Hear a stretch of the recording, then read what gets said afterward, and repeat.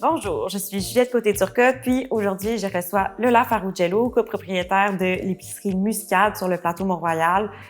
Pour notre web-série sur les municipalités, on va discuter un peu du début de cette entreprise-là qu'elles ont parti ensemble parce qu'elles sont 3 copropriétaires. Puis, ils vont nous dire un peu plus aussi sur leurs valeurs puis leur fonctionnement au sein de leur commerce. Donc, c'est vraiment un plaisir de t'avoir avec nous, puis je vais te laisser te présenter plus en détail. Oui, dans le fond, Muscade, l'épicerie Muscade, c'est une épicerie zéro déchet, café vegan, que j'ai ouvert avec 2 de mes amies, Mélissa et Hélène. Mélissa qui est une musicienne, chanteuse, que j'ai rencontrée en travaillant avec elle. Puis Hélène, c'est une cuisinière végane qui vient de France, elle avait une école de cuisine végane en France. Puis son rêve était d'ouvrir un resto en arrivant ici. On s'est rencontrés en travaillant ensemble au Café Touyo, qui est un café vegan. Puis dans le fond, je les ai un peu forcés à ouvrir un café avec moi quand je les ai rencontrés. Les deux voulaient pas s'associer, voulaient faire ça tout seuls. Heureusement, c'est pas ce qui s'est passé parce que je pense pas qu'on serait arrivé à ce qu'on a aujourd'hui si on avait été chacune de notre bord. OK. Puis, comment ça s'est passé un petit peu? Est-ce que tu veux te présenter toi, en fait? Ah oui, moi. Moi, c'est Lola. J'ai voulu m'ouvrir un café à partir de l'âge de 16 ans. Ça a été ma première job, puis en fait, je me voyais pas faire autre chose que travailler dans un café, mais c'était une job, ça avait l'air d'une job étudiante, dans le fond, au début, quand je travaillais là. Mm-hmm. Fait que je me voyais pas non plus être comme la fille de 30 ans qui travaille avec du monde de 16 ans. Fait que j'ai fait des études en cinéma, aucun rapport. Puis après ça, je me suis dit, dans le fond, j'ai pas vraiment envie de continuer l'école. J'aime pas tant l'école non plus. Je suis pas bien du tout sur dans une classe. Fait que c'est ça. J'ai rencontré ces filles-là. Puis j'étais genre, avec vous, ça me tente full. On fait ça. Puis on s'est lancé là-dedans. C'est ça. Puis, veux-tu nous expliquer un peu c'était quoi votre démarche de départ? En fait, où est-ce que votre épicerie est installée aussi? Comment est-ce que vous avez réussi à trouver un local et tout? Un peu comment ça est parti, là, toute cette expérience-là? Ouais, dans le fond, c'est ça. On travaillait les 3 ensemble. Mel, à ce moment-là, était en Allemagne. Moi, je la connaissais pas vraiment. C'est elle qui m'avait passé en entrevue. C'était ma gérante à distance, genre. Puis avec Hélène, on a commencé à travailler du temps plein ensemble. Puis c'était en été, fait qu'il y avait tellement de monde qui partait en voyage puis qui faisait des in and out qu'on s'est retrouvés à juste travailler les deux 24/7 ensemble, quasiment. Puis là, moi, c'est comme je disais, je la forçais un peu à vouloir travailler avec moi. J'étais là, on va s'ouvrir un truc. On va faire ça. Puis elle était genre, non, moi, je vais m'ouvrir de quoi tout seul. J'étais, non, check-moi bien. Puis à un moment donné, elle m'appelle et elle me dit, OK, il y a un local au coin de ma rue, au coin de Messier, Mont-Royal, qui est à louer. Ils viennent de le mettre à louer là. Est-ce qu'on se lance? Puis on était, OK, go. Puis en 3 mois, on avait Muscat. Puis là, comment ça s'est passé avec Mel à ce moment-là, qui était pas à Montréal? On est revenu et à son party de retour, on a fait comme, ouais, tu te lances en affaires avec nous, tu quittes le café de Tuyau. Puis elle était comme, de quoi vous parlez? On veut faire un projet, mais on ne doit pas le faire sans toi. Fait que t'es dans le projet. Elle était comme, ah, OK. Puis là, on lui a montré le plan d'affaires, puis tout. Puis finalement, Mel et moi, on a réussi à se trouver un cours gratuit offert par Emploi Québec, OK. qui est un cours d'entrepreneuriat. Nous, on a eu la chance de l'avoir en présentiel. Je sais que j'ai des amis qui l'ont fait par après, qui avec la COVID et tout, c'est rendu en ligne. Ils savent, ceux qui le font en ce moment, ils savent pas trop si ça va revenir en présentiel parce que vu que c'est offert, c'est comme compliqué de trouver des locaux puis tout, c'est pas dans des écoles tant que c'est. Mais nous, c'est ça, on a eu la chance de le faire en présentiel avec PME Montréal. Puis c'était 3 mois, 1 jour par semaine, fait vraiment accessible pour des personnes qui sont déjà sur le milieu du travail puis qui n'ont pas juste ça à faire. Puis dans le fond, c'est vraiment juste, ils t'accompagnent pour monter ton plan d'affaires. OK. Ça Puis me vous, donne ça s'est beaucoup bien aidé. passé au fur et à mesure? Vous avez l'impression que vous avez développé un plan d'affaires qui avait de l'allure? Ouais, puis aussi, c'est que dans le fond, on a trouvé le local. On a signé les papiers du local en même temps qu'on faisait le cours. Fait qu'on faisait comme... Ça arrêtait pas de changer. Les études de marché, tout ce qui tournait autour arrêtait pas de changer vu que c'était comme, OK, là, on va faire ça pour vrai. OK, là, on va faire ça. Là, on va faire ça. Fait que, tu sais, au moins, on avait la prof pour nous accompagner. On lui demandait justement des trucs pour les permis, des trucs pour des subventions, des trucs genre, on lui écrivait des mails un peu en panique, genre, hey, t'as-tu une idée pour ça, puis elle nous a full bien accompagnés là-dedans. Cool. Puis, toi, c'est justement, tu dis, là, les permis, puis tout ce qui s'est passé au début, tu sais, je pense qu'acquérir un commerce, c'est pas si facile que ça, tu sais, c'est pas juste louer un local, il faut faire toutes les installations, il faut avoir, justement, si vous êtes un permis de café, ça prend, je pense que ça prend un permis, effectivement. Ouais, ben ou nous, pour c'est un même permis l'épicerie. d'épicerie C'est là, ça. qu'on a. Puis ça, justement, c'est un peu poche que tu puisses pas avoir des permis confondus. Je sais pas si ça se dit, mais en gros, d'avoir un permis... Tu sais, nous, on est vraiment une épicerie café. Puis là, on peut juste avoir un permis épicerie, ce qui nous empêche, mettons, d'avoir un permis d'alcool qui nous permettrait de servir sur place. On aurait juste le droit d'avoir un permis d'alcool épicerie qui est en vente libre, mais pas le droit d'avoir de consommation sur place. Pas le droit non plus d'avoir des permis événements. Fait que ça, faut comme... On peut faire des événements, on peut pas vendre d'alcool, on peut pas être subventionné, on peut pas, genre, vu que c'est épicerie. Alors que si t'es un café, tu peux, il y a comme vraiment... Si ça avait existé, le permis café-épicerie, c'est ça qu'on aurait pris. Fait que ça, les permis, dans le fond, sont uniques. Fait que t'as des permis épicerie, des permis restaurant, des permis bar. Puis chaque permis t'empêche certaines autres opportunités, mettons.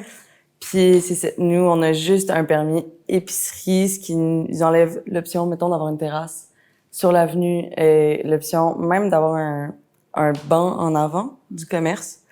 On risque de le faire, genre, les commerces adjacents l'ont fait. Fait qu'on se dit que on va peut-être le faire, genre, ça dérange pas tant, mais c'est pas c'est pas légal dans notre permis, mettons. Mais si c'est public, si vous construisez ça puis que c'est public, tu m'avais dit qu'il y a pas, c'est pas Ouais, légitime. dans le fond, on peut avoir des placotoires. Ça, n'importe qui peut en avoir sur l'avenue. Ça reste une demande de permis, mais c'est poche dans le sens que tu vas investir là-dedans, tu vas comme mettre du tien, puis au final, n'importe qui a le droit de s'asseoir là, donc ça reste que c'est pas des places, mettons, pour ta clientèle. Puis c'est vraiment n'importe qui, genre la personne qui passe, qui veut s'asseoir, fumer une clope aussi, ils ont le droit de fumer des clopes si t'as pas mis le signe en grosse évidence, vu que c'est vraiment public, comme c'est vraiment une place publique. D'après moi, je trouve que s'il y a des placotoires, ça devrait être la ville qui investit dans un placotoire. Tant mieux s'il y en a un devant chez nous, tu sais. Mais je pense pas que je mettrais autant d'argent que ce que ça peut coûter pour avoir, tu sais, faut la demande de permis, faut les meubles, faut aussi notre staff, tu sais, faut qu'ils rentrent le mobilier. Tu peux pas le laisser du mobilier comme ça toute une nuit. Fait que c'est aussi notre staff qui doit faire ça. Fait que je trouve que c'est quelque chose qui devrait être fait par la ville et non par le commerçant. Du moins, si vous pouvez pas avoir votre permis, tu sais. Ouais, c'est ça. OK. Fait que, ouais, les permis, c'est très, très, très compliqué aussi. C'est long. C'est des demandes de permis pour avoir d'autres demandes de permis pour faire d'autres demandes de permis. Puis c'est des délais de 1 à 1 mois, tu sais. Puis c'est quand même... On trouvait ça difficile parce que c'est un peu de considérer qu'on a le temps et les moyens d'attendre aussi longtemps. Puis ça, on l'avait pas pantoute. Nous, c'était on ouvre maintenant parce qu'on n'est pas riche, puis notre commerce, faut qu'il ouvre pour qu'on fasse de l'argent. On se paye pas en ce moment. On avait des jobs on the side aussi. On n'avait pas le choix, tu sais. On n'a pas eu de paye de personne, tu sais. Fait qu'on faisait ça, genre, très vite. Puis de devoir attendre, c'était tout le temps là. OK, nous, faut que l'argent en rentre à un moment donné parce qu'on va se retrouver dans la rue, on peut pas payer notre loyer, tu sais. Fait que c'est sûr que c'était... Si on n'avait pas été 3 à avoir le temps d'aller chercher les permis, à aller, tu sais, pendant qu'il y en a 2 qui font telle affaire, l'autre s'en va à la ville, l'autre s'en va à telle place, on se retrouve à tel endroit pour s'échanger les papiers, pour aller ailleurs les porter, tu sais, c'est vraiment être toute seule à avoir comme géré ça, je pense qu'on aurait ouvert en 1 an, tu sais. Ce qui est pas possible de budget parlant. Ouais, fait que c'est pas nécessairement adapté aux réalités par contre, des jeunes, des personnes qui sont moins fortunées là, pour Ouais. ouvrir un commerce, par exemple. Ouais.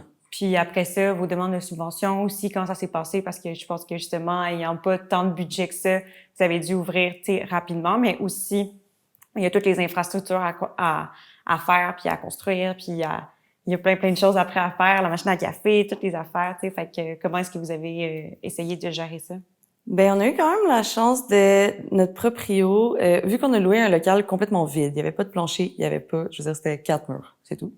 Puis, on a eu la chance d'avoir notre proprio qui nous a dit, si vous rendez ça comme vraiment beau pis tout, je vous donne je pense que c'était 2 ou 3 mois de loyer gratuit.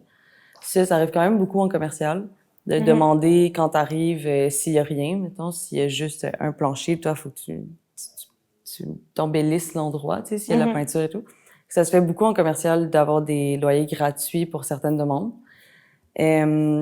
Fait que c'est ça, nous, on a eu 2-3 mois, je m'en souviens plus trop, de loyer offert, ce qui nous a permis quand même d'avancer les travaux. On a pas mal tout fait comme à la main avec nos amis. Ça aussi, on a eu tellement de chance. Nos amis ont été là, ils ont rené ça avec nous. C'était trop gentil. Ils venaient genre à 6 heures le matin, ils repartaient à 6 heures le soir et c'était pas mal. On leur offrait une caisse de bière après, là.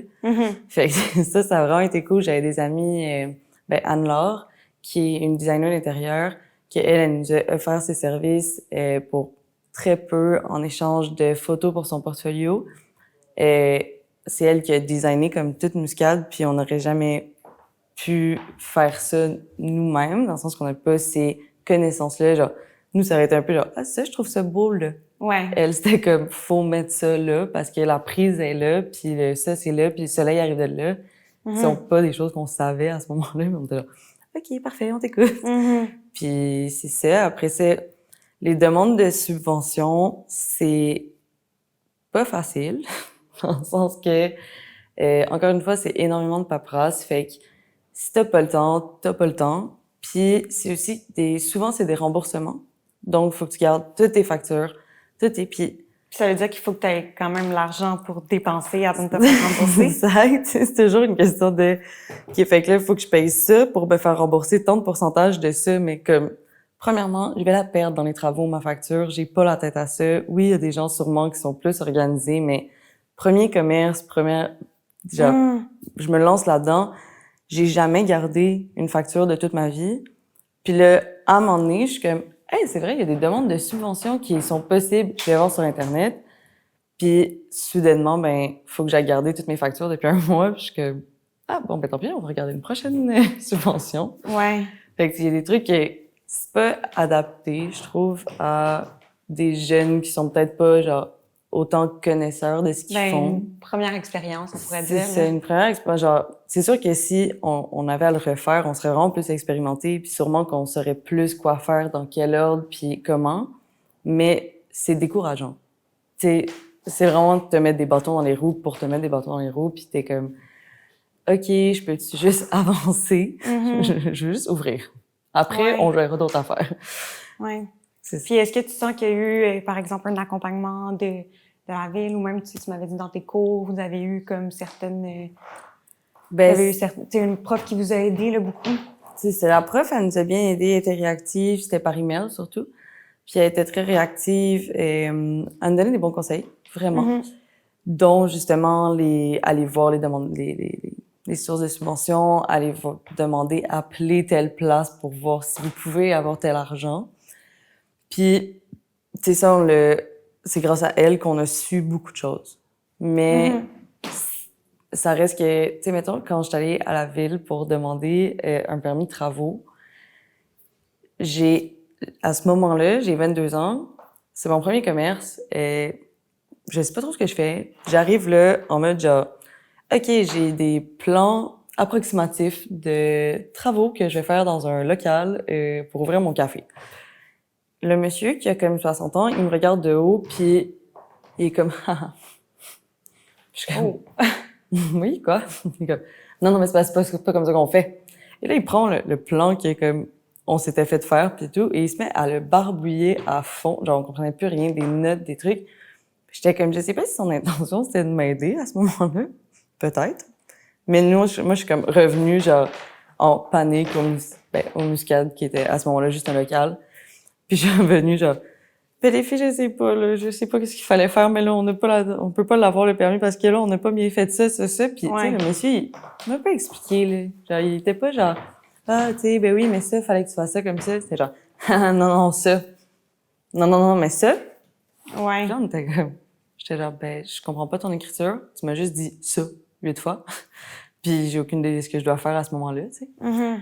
Puis, mais ça, tu sais, ça nous est arrivé souvent de se faire quand même paternaliser puis infantiliser dans nos démarches, tu sais, que ce soit venant des demandes de permis, comme au bureau, d'avoir que ce soit les locaux adjacents ou les, les, les, les notaires qu'on a croisés, les proprios, tout ça, que c'était très petite fille, vous vous lancez dans quelque chose de gros, j'espère que ça va aller. Puis t'es comme, j'ai pas besoin de ta tape sur l'épaule, j'ai besoin d'un papier qui est signé. Ouais. T'es comme, il y a des trucs qui ont été vraiment longs aussi à cause de ça, que c'était, oh non, mais vous devriez vraiment faire ça comme ça. Mais c'est pas tes affaires. Ouais. J'ai juste besoin que tu m'écrives ton nom, ta signature, la date. Ouais. Pas que tu me fasses un speech sur comment ça marche. Ouais. Fait que ça, je pense, ça nous a vraiment... Ben, c'est frustrant, là. Ouais, c'est vraiment frustrant pour les trois. Puis, tu sais, moi, j'étais la plus jeune aussi des trois. Puis, tu sais, à ce moment-là, j'avais 22. J'avais 22. Mais elle avait 24. Éline, 25. Puis, moi, c'était tout le temps... On se faisait tout le temps dire « Ah, vous êtes donc bien jeune! » Oui. Oui, Ouais. mais j'avais pas envie d'attendre jusqu'à sur mes notre 50. compétence, C'est ouais. ça. J'avais pas envie d'attendre mes 40 ans pour me lancer en affaires. Tu sais, je suis capable. Là. Puis, ça fait que ça a vraiment été comme rushant, on va dire, là, de tout le temps se faire dire des trucs genre « Tu devrais faire ça comme ça. Ah, vous êtes vraiment mignonne de vous lancer en affaires. Ah, ouais. Non, il y a un comme... caractère un peu, c'est ce paternaliste qui finit par être fatigant à la longue d'entendre, là. C'est cette espèce de discours-là que finalement, on veut encourager les jeunes à se lancer en affaires puis à partir des nouvelles choses puis à s'impliquer. Puis finalement, quand ils s'impliquent, on leur dit « Ah, t'es bien cute, tu sais. » Finalement, c'est pas si agréable que ça recevoir ces commentaires-là. Là. Non, c'est ça. Puis tu dis que justement, il y a plusieurs amis qui vous ont aidé. Est-ce qu'il y a eu d'autres gens aussi de votre entourage qui vous ont aidé à faire autre chose dans le commerce? Ben, c'est sûr que nos parents ont été comme vraiment là. Tu sais, la mère Amel, elle nous fait encore des produits à la main. Pour le Muscade, c'est elle qui imprime toutes nos étiquettes. C'est elle qui est comme, tu sais, merci Isabelle. Ma mère, elle a été à ciel que, je sais pas si tu vois, il y a une murale de fleurs quand tu rentres dans le Muscade à côté du frigo présentoir. Ma mère a fait ça avec ma petite sœur. Elle a fait des dessins aussi. J'ai des amis qui ont décoré aussi la place. Là. J'ai Maude qui a toutes les photos dans la salle de bain. C'est de elle c'était des cadeaux. Elle était comme, tiens, mettez-les dans la salle de bain. Tu sais, c'était vraiment... Fait qu'il y a eu beaucoup d'offres, de cadeaux, C'était trop gentil, là. Tout le monde était vraiment présent. Tous les planchers du Muscade, on était 8 à installer ça avec le père d'un de mes amis, ma mère, et on avait la cironde de la gang, puis on installait un plancher flottant sur 1100 mètres carrés.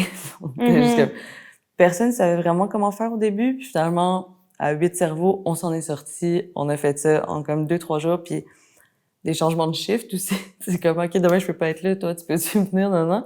C'était quasiment, nous, on n'avait rien à coordonner pendant ce temps-là. C'était vraiment, nos amis étaient là, ils faisaient ça. Puis nous, pendant ce temps-là, ben, on avait tellement de temps pour autre chose, là, pour aller justement chercher des permis, chercher des trucs. Puis, fait ouais, ils ont vraiment, dans le début de l'ouverture, ils ont vraiment été des anges. On a aussi l'enseigne, le bout de métal qui tient l'enseigne. J'aurais jamais pensé qu'il fallait faire ça.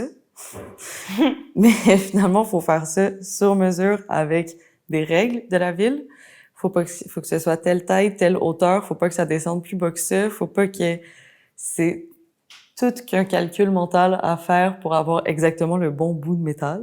Puis ça, ben, c'est un ancien ami du secondaire qui une autre de mes amies m'a écrit genre, hey, il me semble que lui, il est allé faire travailler du métal, puis tout, je sais pas trop. Fait que j'ai OK, j'ai écrit genre, yo, on s'est pas parlé depuis 1000 ans, mais comme, est-ce que t'es capable de me faire ce bout-là de métal? J'ai envoyé. Il est comme, ah ouais, pas de stress. Il m'a fait ça en échange, genre, je pense que ça nous a coûté 50$ puis des cafés gratuits. Là. C'était pas mal, genre, pas de stress, ça me fait plaisir, trop content, genre. L'enseigne aussi, ça a été avec Racine Corée, ça aussi, là, c'est comment t'appelles ça? Des gens qui travaillent du bois. Des ébénistes? Des ébénistes. Qui nous ont fait ça, graver le rond, tout. Puis ben après ça, c'est nous puis une amie, Amélissa, qui a tout peint l'écureuil, là, il est rose maintenant. C'est elle qui a tout peint ça à la main. Et c'est vraiment pour nous aider, là. Il y avait pas de... Tu sais, elle était assise dans le local, puis c'est deux côtés, là. Puis elle était assise dans le local, puis elle peignait ça. Toute cutie, on lui faisait des petits cafés. On était comme, ça me fait plaisir de vous aider. Ça a vraiment été une grosse équipe de gens qui avaient envie d'être là aussi, puis c'est ça qui était le fun, là. C'était pas genre des contracteurs qui étaient comme, moi, on va faire ça de même, ma petite. C'était juste des amis, tu sais, puis ça, c'est vraiment cool. Là. Mais est-ce que tu penses que justement, cette espèce de réseau-là que vous êtes créé, ça serait quelque chose qui pourrait être développé davantage? Parce qu'effectivement, il y a des étudiants qui cherchent juste de l'expérience en plein de choses, il y a des gens qui cherchent à participer, il y a plein de monde qui ont envie de s'impliquer dans des projets finalement pour contribuer puis aider, surtout quand ça les intéresse de voir comme une amie ou peu importe des gens s'impliquer. Fait que est-ce que tu penses que c'est un réseau qui pourrait être davantage développé où les gens peuvent s'offrir et s'échanger des services finalement qui peuvent faire prendre de l'expérience à tous puis justement permettre à certains de réaliser leurs projets? Penses-tu que ça pourrait être une belle plateforme? Ouais, moi je pense que une plateforme, mettons web ou même application téléphone, peu importe, dans laquelle tu peux comme ton nom, une espèce de CV de qu'est-ce que tu fais, là. Pas obligé d'être... Je veux pas savoir que t'as travaillé chez Métro, là, je veux savoir que genre t'es capable de travailler du bois. Mais ouais, que t'écris une petite description de toi, puis qu'est-ce que tu recherches, mettons, genre, je veux vraiment juste embellir mon portfolio. Ou, ben ouais, j'ai besoin d'arrondir mes fins de mois, tu sais. Ça peut être autant comme payant ou pas. Je pense que d'avoir eu ça, on aurait vraiment été contente de pouvoir encourager aussi des personnes qui veulent faire ça pour s'aider eux-mêmes. Tu sais, un échange de services, dans le fond. Genre, nous, ça a vraiment été nos amis nous ont rendu service. Mais, tu sais, mettons, à part Anne-Laure, avec elle, on a vraiment travaillé ensemble. Mais, tu sais, je me dis, si ça avait existé de pouvoir aller sur une plateforme puis faire, tu sais, aussi recherche, mettons.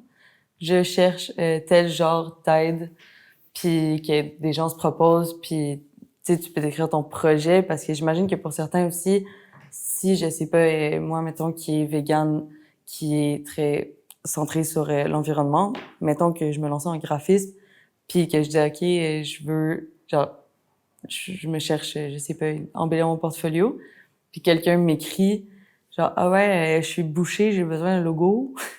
Comme, d'avoir aussi une liberté de dire non, puis de faire comme, non, moi, ce que je recherche, c'est vraiment plus comme tel genre de compagnie. Puis je trouve que ça créerait des liens aussi de se rencontrer entre personnes qui partagent des valeurs, entre personnes qui s'encouragent par après aussi, genre, ah, ben, tu sais, je connais cette graphiste-là, mettons, qui est végane, puis elle aime full ça quand ça a des valeurs environnementales.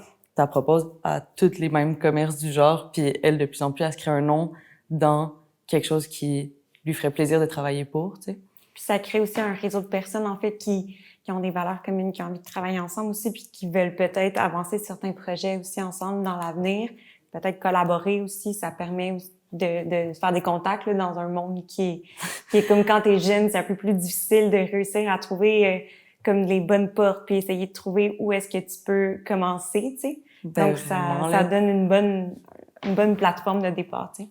Ouais, je pense vraiment que même de quartier, mettons, un espèce de réseau de quartier, de savoir aussi qui fait quoi, qui ouvre quoi, tu sais, comme avoir une espèce de plateforme qui est pas juste un groupe Facebook dans lequel tu peux partager un peu n'importe quoi, tu sais, vraiment une plateforme encouragée, mettons, par la ville ou par peu importe qui, un comité de quartier quelconque, qui ensemble se mettent ensemble pour faire OK, on va aller dans chaque commerce, puis on va demander à chaque commerce qu'est-ce qu'ils font, pourquoi ils font.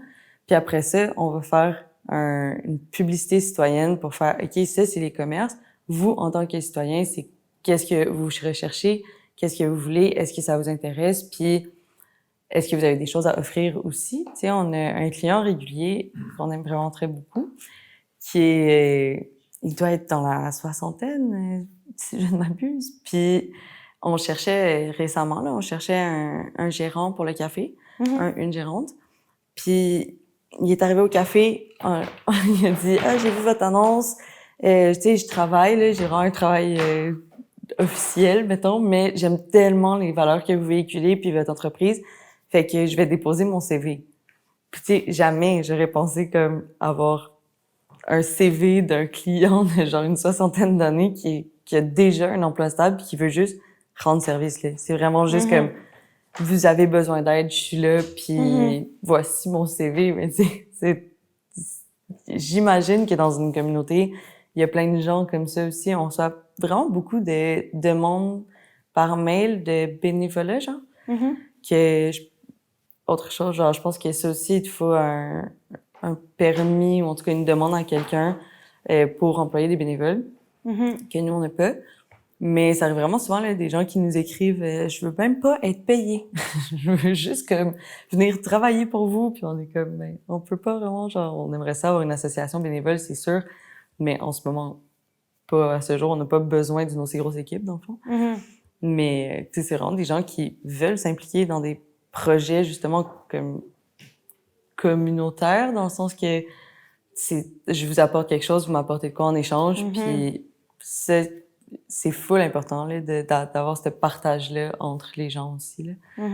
Puis les villes, ça joue aussi, tu sais, le quartier, tu dis, tu sais, la proximité avec les gens qui viennent, qui trouvent ça beau, qui ont envie de s'impliquer, que ça les intéresse. Tu sais, il y a une espèce de proximité qui se crée aussi, puis il y a des liens qui sont plus faciles à créer puisqu'ils sont proches, là, ben oui, puis on se parle en vrai, c'est ça, on est sur les lieux, puis ils peuvent voir de leurs propres yeux, fait qu'il y a quelque chose de stimulant aussi, puis d'inspirant là, à participer avec vous.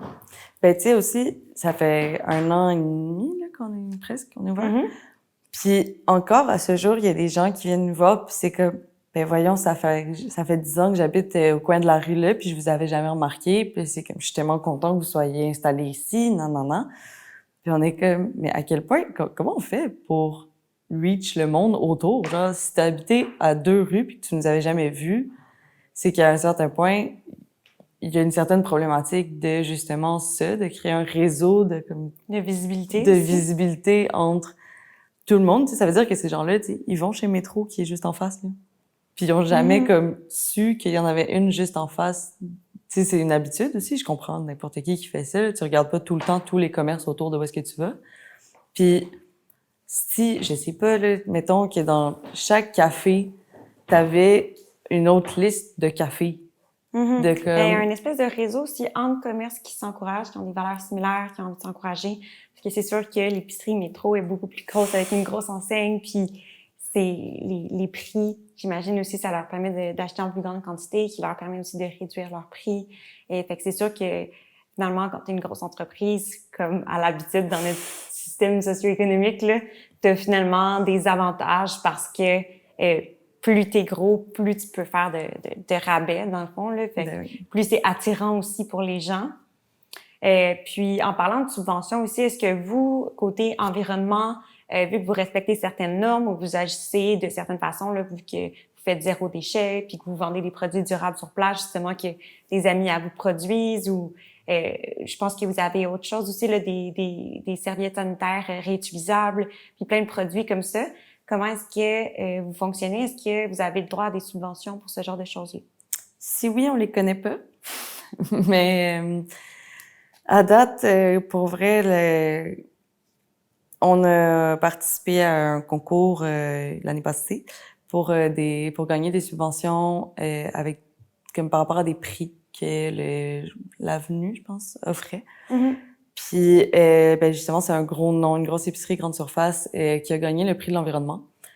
Puis, sur le moment, on a vraiment fait comme, d'accord, d'accord, ça c'est comme ça que ça fonctionne. Tu sais, fait que c'est sûr que encore une fois, c'est un truc un peu décourageant. J'imagine que c'est pas une grande épicerie, 0 déchet, qui fait attention, non. Non, non, tu sais, c'est pas une grande surface dans le style Vrac et Bocaux qui est grande surface, mais qui a des valeurs environnementales qui ont Ouais. du sens, tu sais. Non, non, là, c'est vraiment ce que tu t'imagines d'une épicerie normale. Ouais. Puis, Ça aussi, j'imagine que c'est décourageant d'avoir ouais, de la difficulté aussi à se donner une visibilité auprès des gens qui qui gouvernent, tu sais. qui donne de l'argent, en Ouais, fait, là, tu sais. ouais. On aurait aimé ça, cette bourse-là, c'était beaucoup d'argent aussi, puis on venait de commencer, puis tu sais, c'est vraiment... Je veux dire, il y avait le Vrac et Bocaux qui était là, il y avait beaucoup d'entreprises Il y autour, en a tu plusieurs, sais, là, sur sur le plateau, Mont-Royal. Ouais, là, ouais, il y en a 3, 4, là. qui sont quand même si c'est pas 100% zéro déchet, ils ont quand même comme des valeurs environnementales qui sont véhiculées par leur entreprise. Puis là, tu te mets en pleine face que genre, ben non, mais ça, c'est pas tant important. Nous, comme eux, ils vont mériter de l'argent, mais t'es comme, ils en ont de l'argent. Ouais, Ils n'ont ouais. pas tant besoin que ça. Puis nous, on est genre, OK, fait que pour vous, c'est ça, votre standard environnemental? Faut-tu... OK, OK. Non, c'est ça. Fait que, tu sais, il y a des trucs comme ça qu'on trouve vraiment difficiles. Je trouve que aussi, les produits québécois, c'est vraiment une grande problématique parce que c'est cher, c'est ultra cher, puis c'est normal que ce soit cher. Faudrait que ce soit... C'est pas accessible, donc, aussi, là. Ben, C'est c'est quand ça. c'est cher, c'est facile quand, surtout, là, plus sur le plateau, il y a une clientèle plus aisée financièrement, là. C'est pas tous, mais c'est quand même des gens qui ont plus de, ouais, en général. Mais c'est pas nécessairement accessible comme le zéro déchet aussi, je pense. C'est pas tout le monde qui sait comment ça fonctionne. C'est pas tout le monde qui sait. C'est quand même un changement qu'on fait dans nos sociétés peu à peu. Puis ça prend toujours un temps d'adaptation, dépendamment c'est quoi notre situation, c'est quoi notre réalité pour s'adapter. Ben, tu sais, il y a le... Mettons pour le zéro déchet, ben mettons pour Muscade, nous, ça a vraiment été important pour nous trois que si on s'installait dans le plateau, moi, à la base, je voulais vraiment être dans Rosemont. Puis on a trouvé ce local-là, puis on s'est dit, si on s'installe dans le plateau, faut qu'on reste vraiment pas cher over toute la compétition qu'on va avoir, puis tout ce qui va comme nous mettre des bâtons dans les roues. On veut vraiment que le vrac soit accessible. Après, ce qui reste une problématique, c'est, mettons, ben, c'est pas cher. Mais mettons que t'as jamais fait ça, t'as pas les bocaux. T'as pas tes pots en verre déjà. T'as pas... Fait que ça reste une transition à faire, puis ça reste que ta première épicerie vrac, la toute première, va te coûter cher. Alors que par la suite, non. Tu sais, je veux dire, un kilo de farine, c'est 2 piastres. Tu sais, c'est pas... Ça coûte pas cher, puis tu peux faire vraiment beaucoup de choses avec, mais c'est la première fois que tu vas le faire, ça va te coûter cher. Ça demande du temps aussi, de l'énergie, Oui, une faut volonté que t'arrives là avec tous tes ouais. pots ou tu sais que tes achètes, peu importe. Il y a du monde qui le font, tu sais, on en a là, des clients qui arrivent, sont comme OK, là je commence. Là je me suis décidée, je commence aujourd'hui. Fait que là, est-ce que tu peux me montrer? Donc, oui, on leur montre tout, tu sais. Ils sont bien contents, mais ça reste un budget qu'il faut comme mettre, puis il y a des personnes à Montréal qui n'ont pas Absolument. de budget. Puis ils peuvent pas non plus prévoir un budget. Leur budget est calculé à, je veux dire, t'as 2 enfants, ils vont à l'école, ils ont des lunchs, ils ont ci, ils ont ça. T'as pas de temps, t'as pas... Puis ça fait que ça rend le vrac moins accessible, ça rend l'environnement avec un grand E, genre, pas accessible à certaines personnes parce que c'est privilégié d'y penser de base. Puis après, ben, de devoir tout le temps... C'est pas une question que tu vas te poser, là, si... Ta plus grosse question du mois, c'est est-ce qu'il va y avoir de la bouffe dans le frigo le 31 pour mes 2 enfants? C'est pas... Tu t'en fous un petit peu de savoir si tes pâtes sont emballées dans du plastique normal. ou pas. Ouais. C'est complètement normal. Mais ça reste que, mettons, question société, ça, c'est problématique parce que ça devrait pas être pas accessible de se nourrir de façon environnementale puis de vivre de façon environnementale.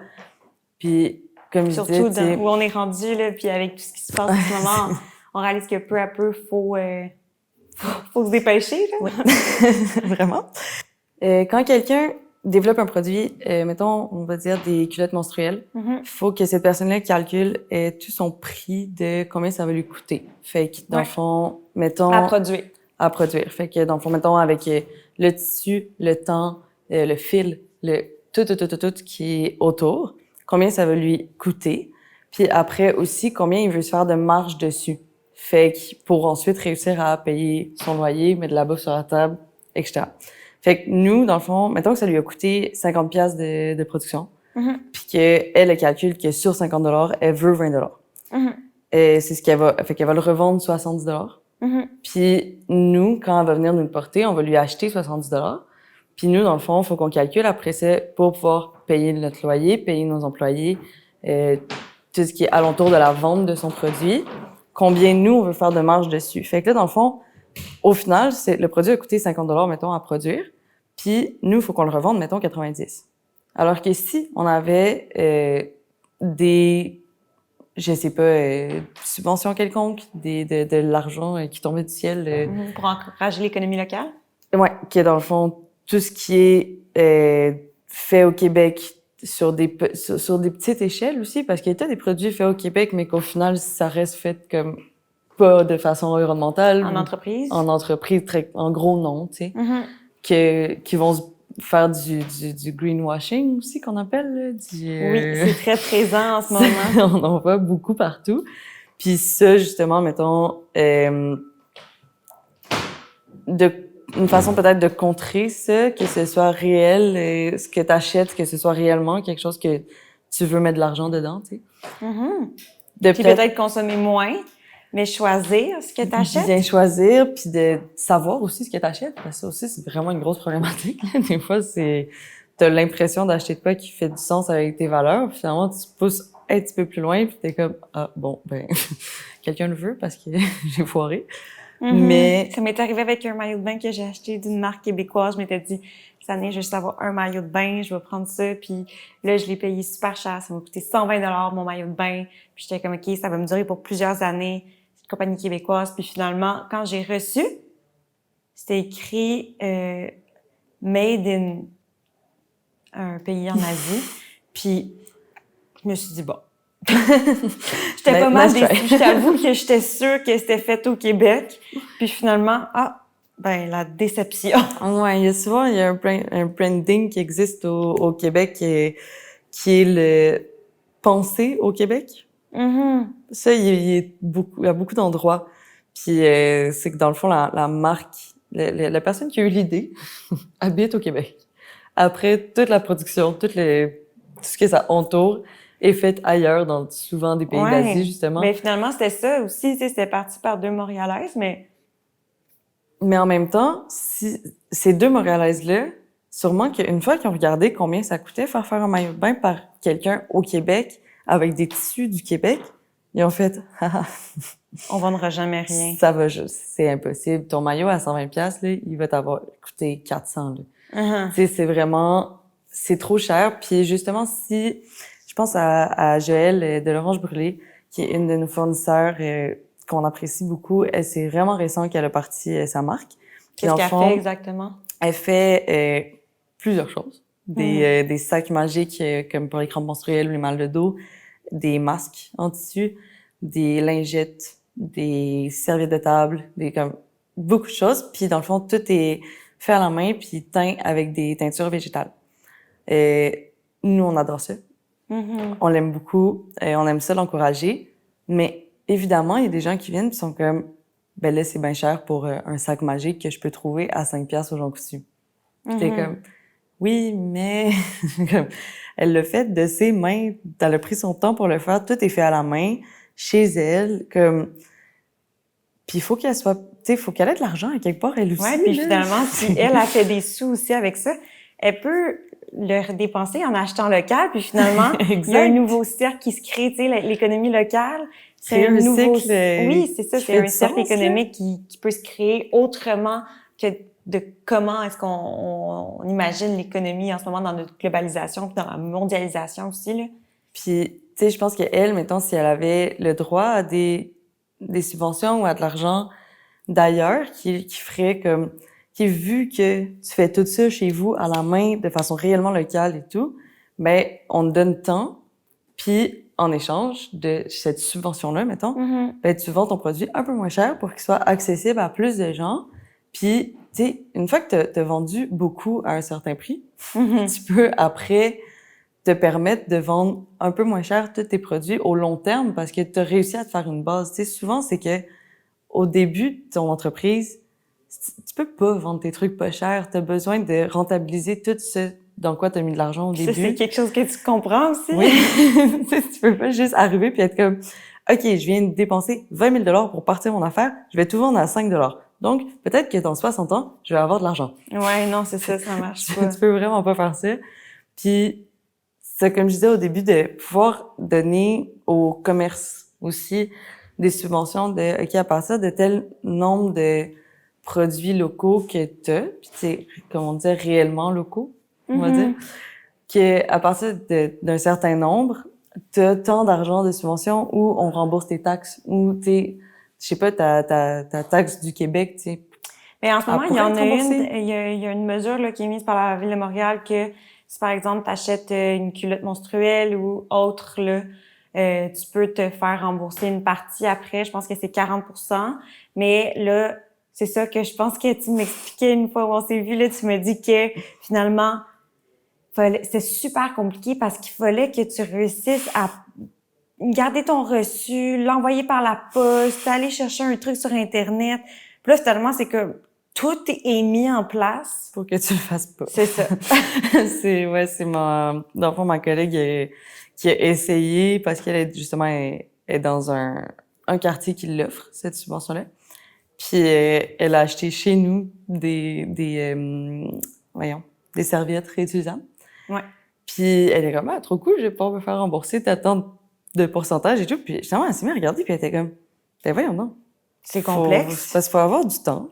Faut avoir l'argent de le payer au début aussi, là. C'est pas genre, je sais pas, une carte cadeau que genre tu remplis un formulaire, on t'envoie par la poste une carte quelconque qui te permet d'avoir cette subvention-là. Non, tu sais, il faut quand même que t'aies de base le budget de l'acheter pour ensuite avoir le temps d'envoyer ta paperasse pour ensuite te faire rembourser, même pas comme le complet, puis même pas 50%, tu sais comme. Puis c'est pas tout le monde qui sait aussi là. Moi, j'ai appris cette année que ça existait. Ouais, moi je l'ai su c'est arrivé en fait à la Réserve naturelle, qui est une petite boutique aussi zéro déchet qui m'a inspirée au début, qui est Saint-Hubert, Bellechasse, genre.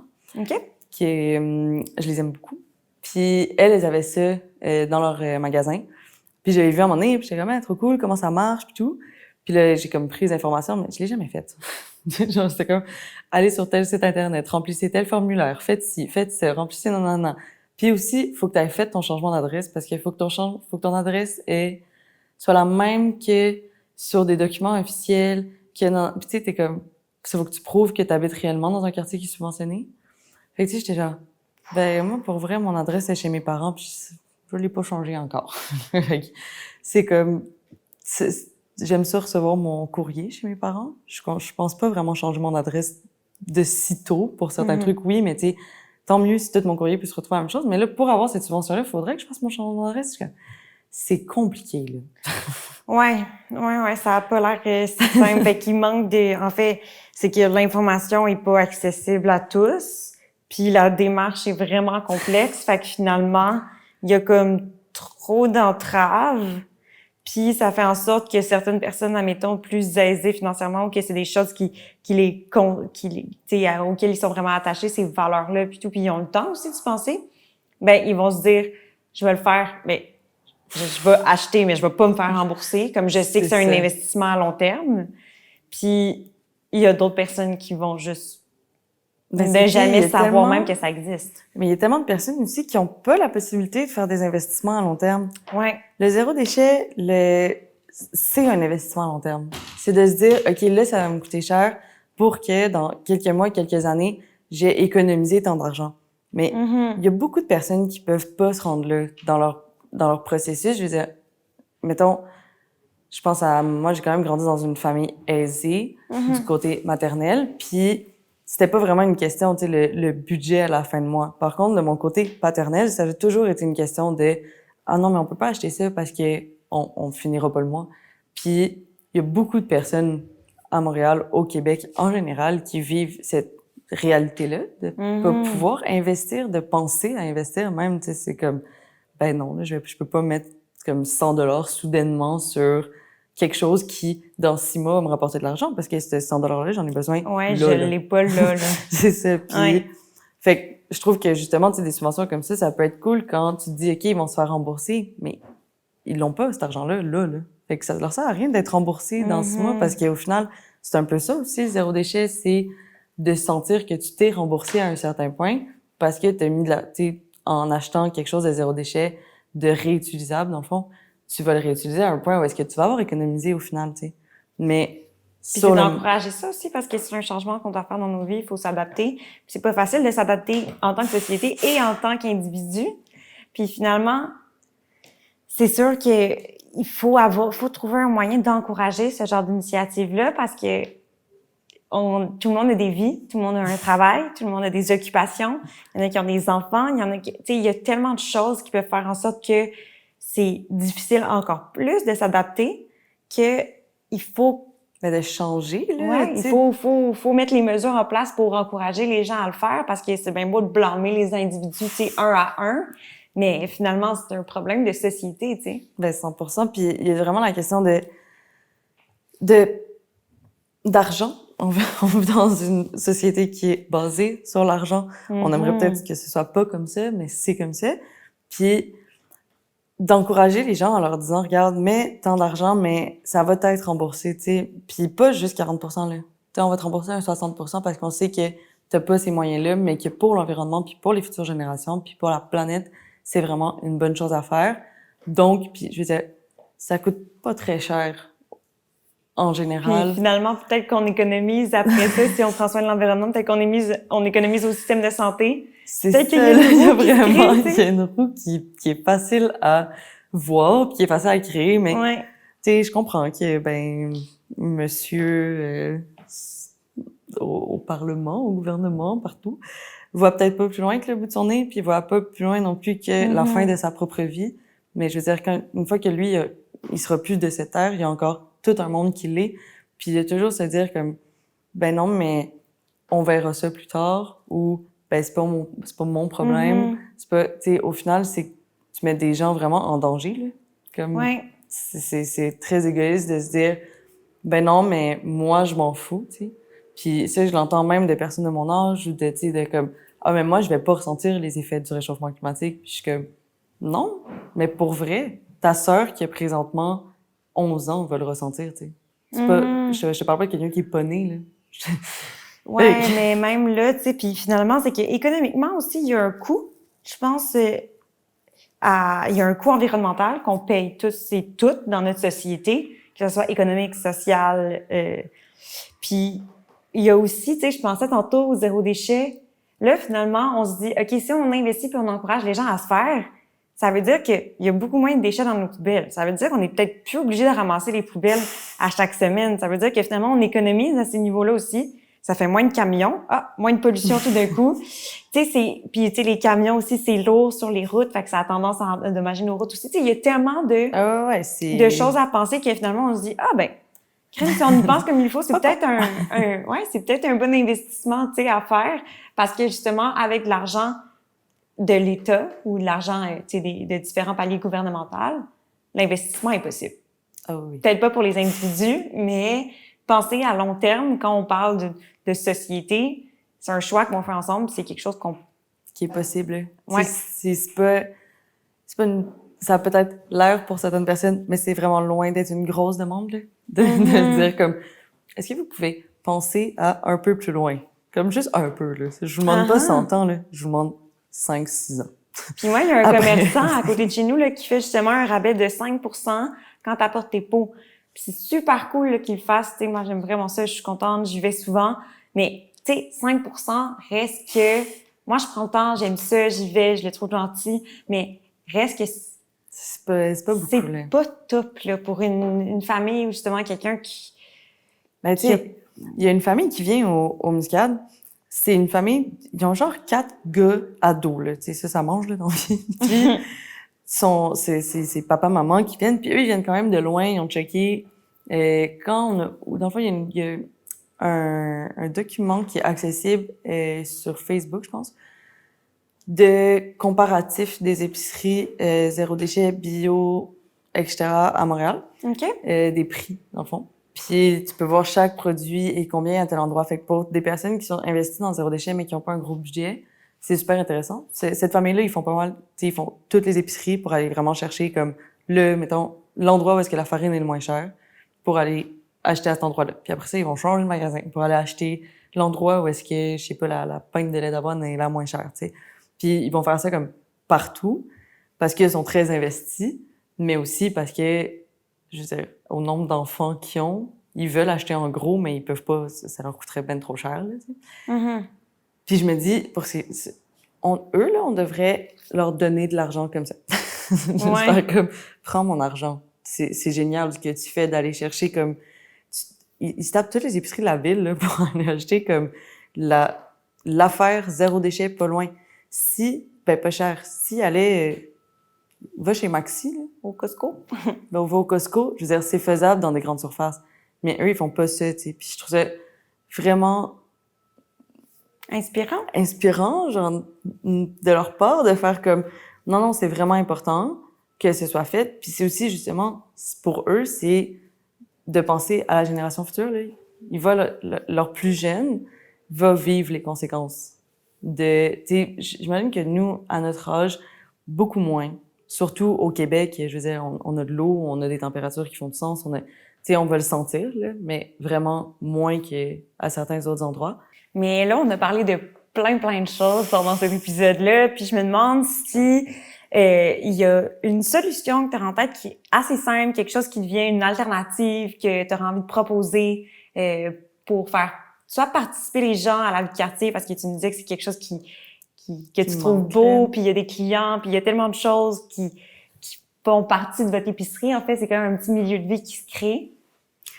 Ouais, ben dans le fond, moi j'habite dans Rosemont, puis il y a des groupes Facebook qui, je pense que c'est vraiment juste des résidentes de Rosemont, là. Je pense pas que c'est comme quelqu'un de plus gros que ça, mais qui, dans le fond, quand il y a des locaux alloués sur les grosses artères dans Rosemont, quoi, ils font des sondages citoyens pour demander, mettons, qu'est-ce qu'on aimerait voir comme nouveau commerce, qu'est-ce qu'on aimerait, tu sais, vraiment une implication, dans le fond, de demander une implication aux gens qui habitent là. Ce que je trouve vraiment important, C'est quoi les besoins aussi, là? C'est ça, tu sais, de un, ça aide aussi pour une étude de marché pour quelqu'un qui veut se lancer en affaires. Mais c'est aussi pour les personnes qui habitent les quartiers, c'est cool de savoir aussi ce qu'il y a autour de toi, tu sais. Mettons, moi, je suis vraiment au courant des épiceries qu'il y a en vrac, puis zéro déchet, puis tous les trucs véganes, parce que c'est là-dedans, tu sais, je baigne là-dedans. Mais j'ai des amis qui habitent au coin de ma rue, qui ont aucune idée là qu'il y a une nouvelle épicerie zéro déchet qui vient d'ouvrir sur Saint-Zotique. Ben, c'est comme un peu plus loin de chez nous. Alors que si il y avait une plateforme quelconque qui réunit vraiment par quartier qu'est-ce qui se passe, puis ça va être quoi je sais pas, ça pourrait vraiment être un site internet, mettons, que tu sélectionnes ton quartier, puis c'est vraiment, t'arrives sur ton quartier, puis t'as vraiment une plateforme de, OK, les locaux à louer, les commerces à vendre, parce que tu peux aussi acheter des commerces qui sont déjà présents, les commerces à vendre, tous les sondages aussi, ça pourrait être, autant des commerçants pourraient publier leurs propres sondages, que même des citoyens pourraient le faire, là, genre, OK, j'aimerais ça, mettons, lancer une pétition, tu sais, ça peut être vraiment difficile, lancer une pétition, ben, tu fais un pré-sondage de pétition, de dire, OK, j'aimerais ça créer une pétition en tant que résidente de la place. Est-ce que vous m'encouragez? Sur quel sujet? Est-ce que vous avez des choses à rajouter? Tu sais, vraiment créer une espèce de réseau, entre une les participation gens, là. active, puis de s'encourager, s'expliquer, une plateforme aussi où tu peux discuter. Puis en fait, on n'a pas tous les mêmes idées, puis c'est ça qui est correct, mais c'est d'en jaser, puis de comprendre, puis d'essayer, tu sais, la démocratie, ça va au-delà de chacun nos petites opinions, là. Ça va de discuter ensemble aussi pour pour comprendre, s'informer, essayer de trouver des alternatives, des solutions, puis... Ben, créer une synergie aussi, tout le monde ensemble, tu sais, que ce soit pas chacun chez soi dans sa petite bulle, genre, moi, je pense comme ça, puis je fais comme ça. Mais de faire genre, OK, il y a ça qui se passe, puis même, tu sais, faire moi, quand j'étais petite, je me souviens, je tripais, là, quand il y avait l'avenue, là, qui fermait, l'avenue Montréal. Ben, notre rue, l'avant-trottoir, j'habitais sur des érables, puis les voisins, ils fermaient notre rue aussi. Genre, ils mettaient des cônes eux-mêmes au bout des rues. Là, c'était comme, les voitures passent plus. Puis on se faisait notre propre vente-trottoir. Les gens, ils faisaient des petites ventes de garage. Les enfants faisaient des marelles. Les gens, ils sortaient leurs boyaux d'arrosage pour faire des jeux d'eau, genre. Tu sais, je trouve que de créer ça aussi, ça crée tellement une belle harmonie de Un milieu de quartier. vie, là. Ouais, qui est vraiment le fun, puis qui donne envie aussi en tant que commerçant, de s'installer là. Tu sais, ça te donne pas tant envie de t'installer entre un Walmart puis un Costco, là. Tu t'en fous un peu d'être là, parce qu'il y a pas... Puis la compétition est féroce, là, on s'entend? Oui, on s'entend. Mais tu sais, t'as pas, genre, la proximité avec les gens non plus, tu sais. Ça m'étonnerait beaucoup que les gens qui travaillent chez Walmart sont une proximité, mettons, avec les gens qui servent. Puis, je veux dire, c'est pas non plus... Je pense pas que c'était écrit dans le plan d'affaires de la personne Walmart de sentir une proximité, là. Mais c'est full important. Autant pour un commerçant que pour un citoyen, une citoyenne qui est là, c'est de sentir que t'es vu, t'es entendu, pis t'es apprécié, là. Tu sais, nous, on triple, là, quand les gens, ils rentrent dans le magasin, puis l'année passée, là, ça arrive vraiment souvent de « Oh my God, je suis tellement contente que vous ayez ouvert, j'attendais juste ça. Je suis vraiment contente d'avoir ça dans mon quartier. » Puis tu sais, ça donne chaud au cœur, là, de comme entendre ça, puis de genre « OK, on a peut-être fait ça pour rien. » Même, puis tu réponds aux besoins des gens, finalement. Oui, puis c'est ça, je pense que de pouvoir, tu sais, des fois, on a des idées, mettons, d'avoir envie de faire sortir un produit ou faire quelque chose. Ben, j'aimerais vraiment ça, avoir une plateforme de partage avec les gens qui sont autour, tu sais, on en parle avec nos clients. Évidemment, là, tu sais, ils viennent, puis hey, on a reçu un nouveau produit, tu veux essayer de goûter? Dis-nous ce que t'en penses, ça se peut qu'on l'aille, puis dis-nous si t'as détesté ça, tu sais. On le fait, mais d'avoir comme une plateforme, est-ce que tu peux, mettons, avoir ton onglet muscade, on va dire, puis que sous cet onglet-là, ben, t'as tes sondages, t'as tes nouveaux produits, t'as tes demandes aussi, là, tu sais, on cherchait quelqu'un récemment pour être gérant, ben, tu peux mettre des recherches d'emploi, tu peux mettre aussi des recherches de travail, là, si t'es quelqu'un qui cherche un travail, mettons. Ouais. Fait que, tu sais, je sais pas, quelque chose qui crée un espèce de... quartier, un milieu de vie, là. Ouais. Bref, on a parlé de beaucoup de sujets pendant cette entrevue-là. On a discuté de plein de choses qui sont super intéressantes puis qui nous rapportent au concept de municipalité puis de vie de quartier puis de proximité entre nous. Puis je vous conseille tous de passer par l'épicerie Muscade. C'est très, très bien. On peut aussi vous expliquer comment ça fonctionne, les zéro déchets. Puis il y a même des cafés qui sont très, très bons. Une recette de crème fouettée développée par les filles qui est excellente. Donc, merci beaucoup, Lola, d'avoir été avec nous. Merci à toi.